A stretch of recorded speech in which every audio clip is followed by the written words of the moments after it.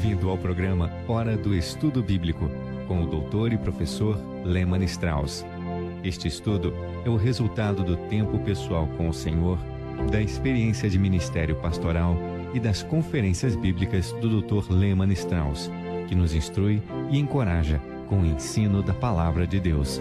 Agora com você, Hora do Estudo Bíblico, na apresentação de Aurélio Campos. Se puder, pegue a sua Bíblia e abra comigo em Levítico capítulo 23. É claro que se você estiver dirigindo, por favor, não faça isso. Mas aqueles que estão em casa ou têm acesso às Escrituras, abram comigo em Levítico capítulo 23. Este é o terceiro programa desta série de estudos neste importante capítulo do Antigo Testamento. E hoje vamos estudar a primeira das 7 festas, a primeira das 7 convocações santas do povo de Deus. Antes de iniciarmos o nosso estudo da Palavra de Deus, eu gostaria de agradecê-los por apoiar o nosso ministério. Suas orações e ofertas não são apenas apreciadas, elas são também necessárias. Agradecemos a Deus por todos aqueles que apoiam este ministério de ensino bíblico através do rádio. Muito obrigado por nos ajudar. E agora, vamos orar. Senhor, te agradecemos por nosso querido Salvador, o Senhor Jesus Cristo, e pelo Espírito Santo, nosso Consolador e Mestre. Agradecemos pela Sagrada Escritura que nos orienta e nos mostra o caminho a seguir. Pai, te agradecemos o privilégio que nos dás de propagar a Tua Palavra. Te agradecemos, Pai, por todas as estações de rádio que transmitem este programa. E nossa oração é que o ministério da Palavra seja uma bênção para todos que o ouvem. Nós te agradecemos, Senhor, por todos os nossos amigos e te pedimos especialmente pelos idosos, aqueles que se encontram acamados em asilos ou hospitais. Que a Tua presença os fortaleça hoje, que eles possam sentir o Teu amor. Oramos especialmente por aqueles que perderam seus entes queridos, por aqueles que não têm filhos ou parentes vivos. Mas, Senhor, eles têm a Ti. Supre as suas necessidades. Pedimos por aqueles que não se sentem amados, queridos ou cuidados, que este dia seja um dia de bênção para eles.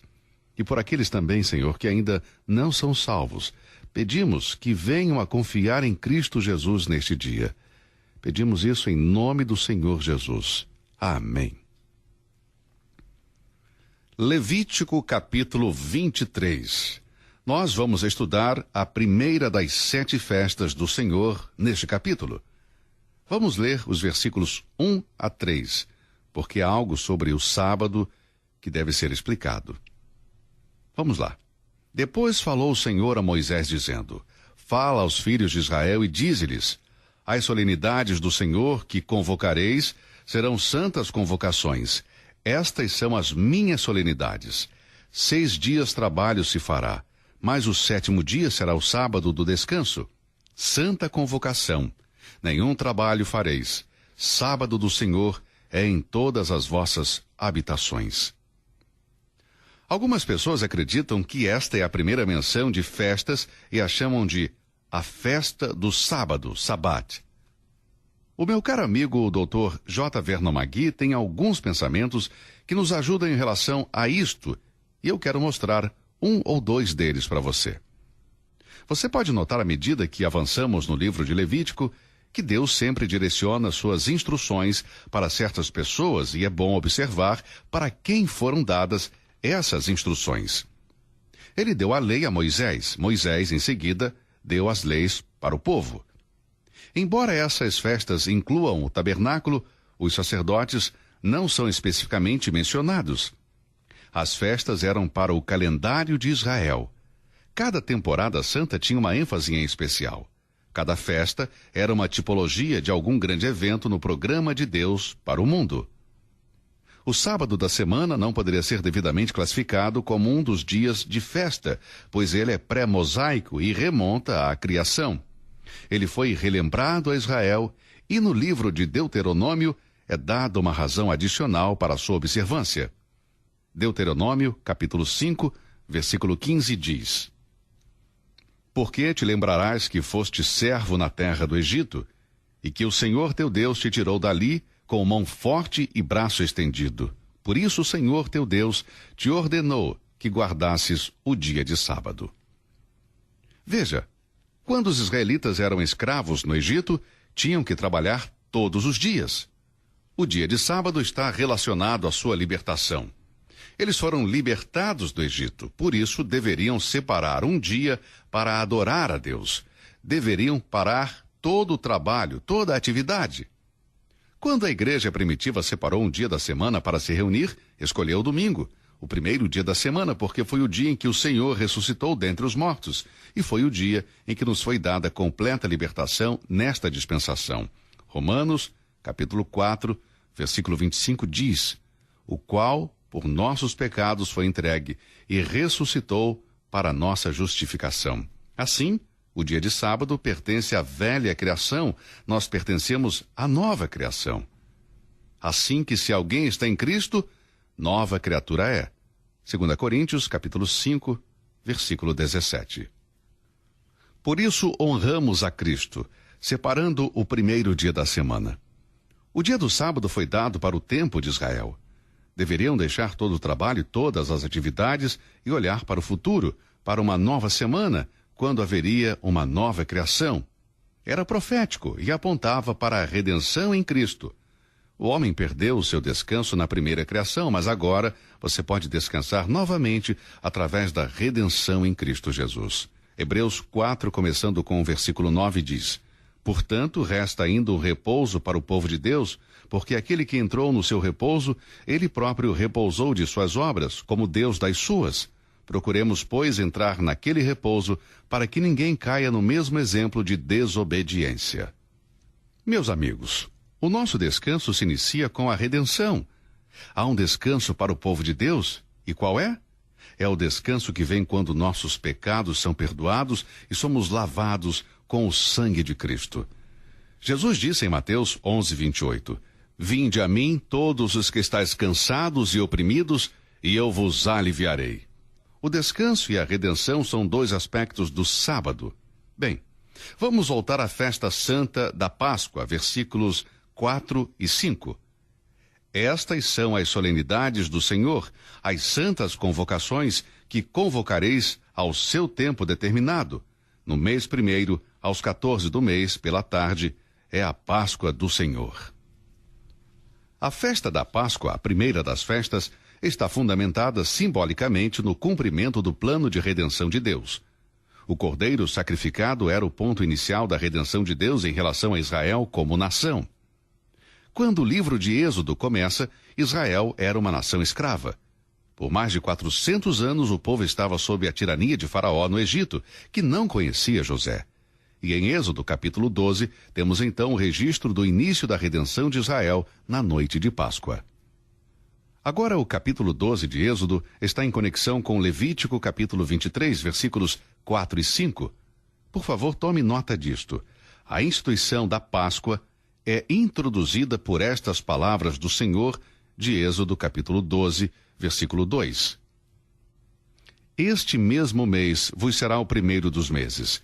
Este vos será o primeiro dos meses do ano. O tempo da Páscoa foi instituído em Êxodo 12, ou seja, instituído nacionalmente. Israel se encontrava no 7º mês do ano civil. Como podemos saber isto? Bem, o livro de Deuteronômio, capítulo 12, versículo 1, diz isso. Mas em Levítico, capítulo 23, Deus vai reorganizar o calendário judaico, e o 7º mês se tornará o primeiro mês. Tratava-se de um novo começo. Agora, o que podemos aprender com a festa da Páscoa? Bem, a Páscoa representa, sem dúvida, o dia de Cristo, o dia em que Cristo morreu, o dia em que ele sofreu na cruz. 1 Coríntios capítulo 5, versículo 7 diz: porque Cristo, nossa Páscoa, foi sacrificado por nós. Assim como Deus fez a noite da Páscoa marcar um novo começo para Israel e mudou o 7º mês para o primeiro, assim os primeiros 4.000 anos da história humana e as falhas humanas são apagados com a morte do Senhor Jesus Cristo no Calvário. A Páscoa foi um novo começo para Israel. Ela foi baseada em um novo fundamento, um cordeiro sem defeito. Da mesma maneira, a morte do Filho de Deus, o Cordeiro de Deus, tornou-se um novo fundamento para a nossa libertação da escravidão do pecado. João, capítulo 1, versículo 29 diz: eis o Cordeiro de Deus, que tira o pecado do mundo. O cordeiro era um tipo em Êxodo capítulo 12 e personificava o Senhor Jesus Cristo, de acordo com João capítulo 1, versículo 29. Quando o homem nasce de novo, há um novo começo. O dia do novo nascimento é mais importante que o dia de seu nascimento natural. Crer na obra consumada de Jesus Cristo na cruz é o ponto vital de transição de uma velha vida degenerada para uma nova vida em Jesus Cristo. 2 Coríntios capítulo 5, versículo 17, lemos: Assim que, se alguém está em Cristo, nova criatura é. As coisas velhas já passaram, eis que tudo se fez novo. Qualquer tentativa de adoração antes da conversão é em vão. Mas no momento em que um pecador se apropria da morte do Senhor Jesus Cristo, seu passado de pecado é apagado para sempre. O Cordeiro Pascal é um tipo da morte de Cristo, o fundamento da grande salvação de Deus. O Cristo crucificado é a pedra fundamental da redenção cristã. A morte do Salvador do mundo não foi por acaso. A morte de Cristo foi divinamente intencional. Ele é o Cordeiro que foi morto desde a fundação do mundo. Apocalipse, capítulo 13, versículo 8. Uma maneira de estudar a Bíblia é observar atentamente a regra divina da revelação progressiva, ou, eu diria, menção progressiva. Siga as repetidas menções sobre o Cordeiro nas Escrituras e você estará seguindo a revelação progressiva de Deus a respeito da base para que o homem seja aceito por ele. Por exemplo, em Gênesis capítulo 4, versículo 4, o Cordeiro agradou a Deus. Em Gênesis 22, 13, quando Abraão estava por oferecer Isaque, o Cordeiro substituiu Isaque. Em Êxodo 12, versos 6, o Cordeiro foi sacrificado. Em Isaías capítulo 53, versículos 4 a 10, vemos o Cordeiro sofrendo. Em João capítulo 1, versículo 29, o Cordeiro é identificado. Em Apocalipse capítulo 5, versos de 6 a 14, o Cordeiro é honrado. Em Apocalipse, capítulo 22, verso 1, o Cordeiro reina. Assim, de Gênesis a Apocalipse, temos essa menção progressiva do Cordeiro, que representa o Senhor Jesus Cristo. Ele é o Cordeiro que tira o pecado do mundo. Agora, os efeitos da morte de Cristo são vistos de forma ordenada nos sacrifícios do Antigo Testamento.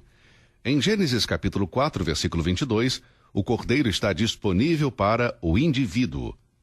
Em Êxodo 22, o Cordeiro está disponível para a família.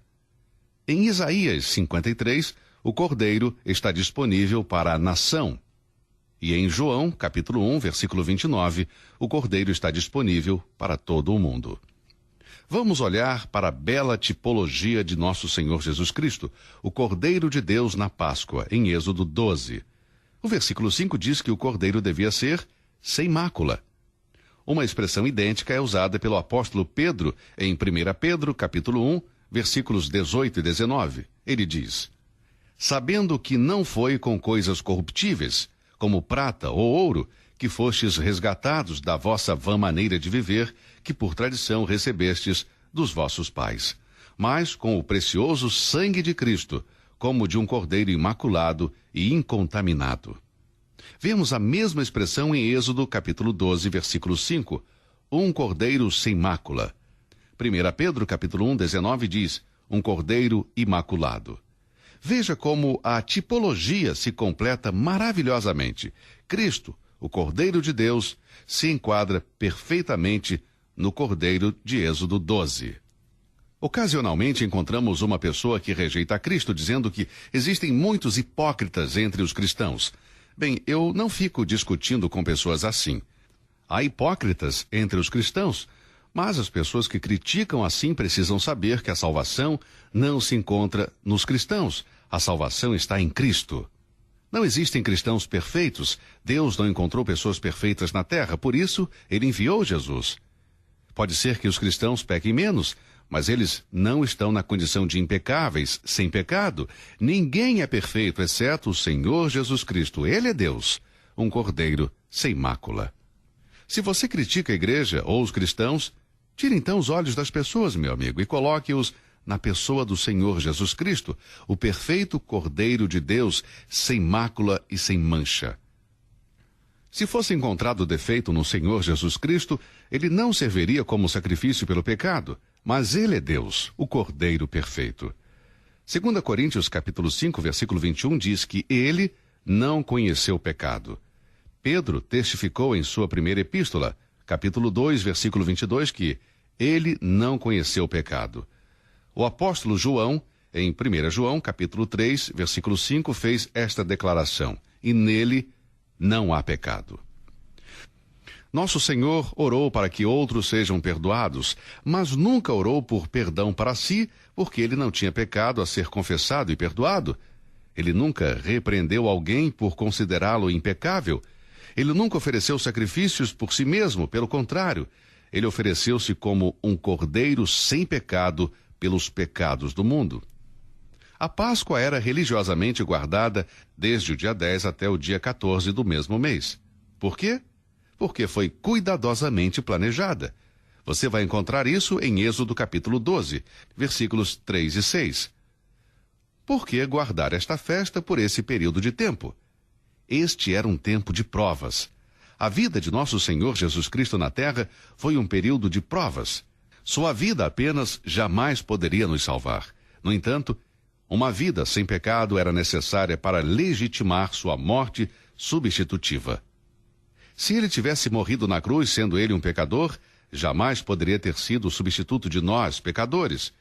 Esse período de nosso Senhor na terra foi um período de intenso escrutínio. Se fosse visto o menor deslize da santidade em Cristo, ele não poderia ter sido o modelo do Cordeiro Pascal, nem o salvador de pecadores. Mas a sua vida sobre a terra proporcionou tempo e oportunidades suficientes para uma análise minuciosa. A vida de nosso Senhor deveria, em primeiro lugar, passar pelo teste dos mais altos padrões do Deus Todo-Poderoso. Em Gênesis capítulo 22, versículo 8, Abraão disse: Deus proverá para si um cordeiro para o holocausto. Veja, o cordeiro deveria agradar o Pai. E foi o que aconteceu. O próprio Pai testemunhou isto em Mateus capítulo 3, versículo 17. Este é o meu Filho amado, em quem me comprazo. Além disso, nosso Senhor foi diligentemente observado por Satanás e pelos demônios. Mesmo eles não conseguiram encontrar culpa em Jesus. Até os demônios testemunharam em Marcos capítulo 1, versículo 24. Bem sei quem és, o Santo de Deus. Nesta confissão dos demônios, eles reconheceram tanto a divindade como a impecabilidade de Jesus Cristo. Deixe-me acrescentar algo nesta confissão. Os demônios são melhores teólogos que alguns ministros e professores de religião que negam a divindade de Cristo. O próprio Satanás testemunhou a impecabilidade do Cordeiro de Deus quando o tentou, de acordo com Mateus capítulo 4, versículos de 1 a 11. Judas, o falso discípulo que traiu o Senhor, mas que andou perto dele, deu seu testemunho em Mateus capítulo 27, versículo 4. Pequei traindo sangue inocente. Nesta cena da vida de Judas, o seu arrependimento e a restituição do dinheiro chegaram tarde demais para fazer-lhe algum bem. Mas o testemunho registrado que ele deu do Senhor Jesus foi, ao mesmo tempo, oportuno e eterno. Havendo estado na companhia de Jesus, Judas sabia com certeza que Cristo era o justo e perfeito Filho de Deus. Tanto o governador romano como sua esposa foram testemunhas da impecabilidade do Cordeiro de Deus. Pilatos disse em Lucas 23:4, não acho culpa alguma neste homem. A estas palavras sua esposa acrescentou, não tenhas nada a ver com este santo homem. Sobre Pilatos caiu a grande responsabilidade de decidir pela pena de morte ou não de Jesus.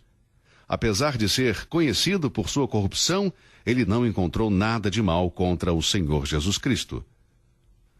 Outras tipologias do Cordeiro da Páscoa de Êxodo 12 foram cumpridas na pessoa e na obra de nosso Senhor. Vou citar aqui apenas alguns e farei isso rapidamente porque o tempo está curto.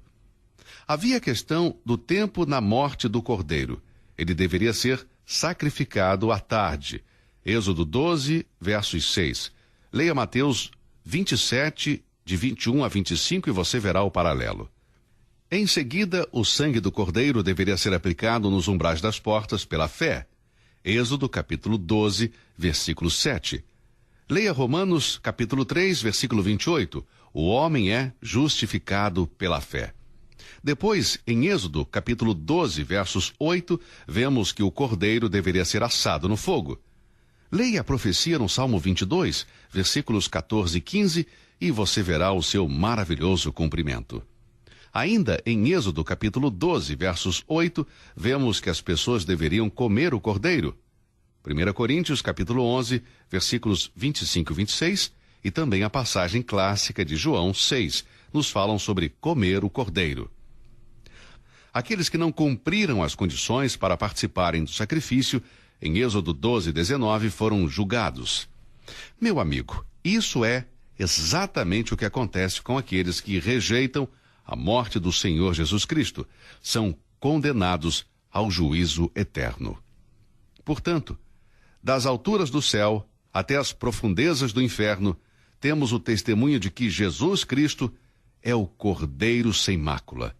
Ele é o único que salva do pecado e do juízo. Deus disse em Êxodo 12, 13, vendo eu sangue, passarei por cima de vós.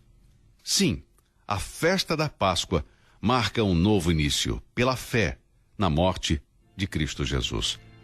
Você já teve um novo começo, meu amigo? Você já nasceu de novo? Você já aceitou a Cristo Jesus como sua única esperança de ir para o céu? Reflita sobre isso. Nesta primeira festa, a palavra-chave é salvação. Ela marca um novo começo para o pecador que crê. Você que já é filho de Deus, alegre-se no seu Salvador hoje. E você que ainda não é filho de Deus, creia no Senhor Jesus Cristo e será salvo. Até lá. Até o nosso próximo programa. Você ouviu Hora do Estudo Bíblico com o professor e doutor Lehmann Strauss, na apresentação de Aurélio Campos. Se você deseja ouvir novamente esta mensagem, visite a nossa página na internet www.bbnradio.org. Fica o convite para você nos acompanhar amanhã, neste mesmo horário, aqui na BBN. Hora do Estudo Bíblico é uma produção da BBN.